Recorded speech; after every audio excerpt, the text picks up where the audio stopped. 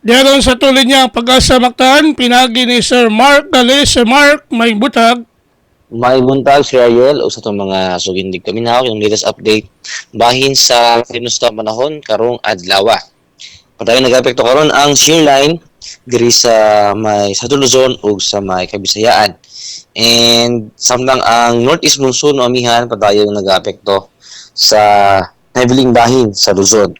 And para karong adlaw, ang tong bahin sa Kabisayaan makasinanti pagyapunta sa matag umo na kalangitan na ay mga katag-katag ng pag-uwan, pagpanugdog kilat, gumika ni shear line.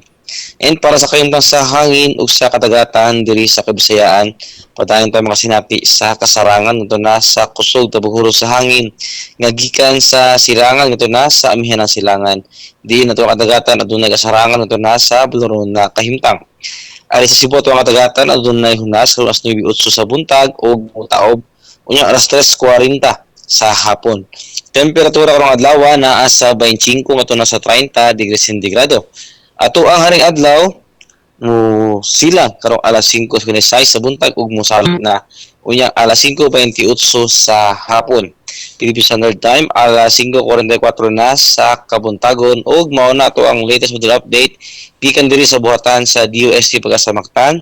Kini si Mark Gales, maayong buntag ug daghang salamat. Salamat Sir Mark. Happy weekend sa sir. Pag-asa Mactan. Okay sir, good morning. Inyong debate ang atong weather update kung dagang sa kahintang sa panahon nining adlaw Sabado pizza 21 bulan sa Disyembre 2024. Inyong nadungog si Sir Mark Gales, ang atong weather specialist gikan sa Pag-asa Mactan. Salamat sa Pag-asa Mactan o mayong buntag kanatong tanan. Upang pagkubrahin ang siya, panahon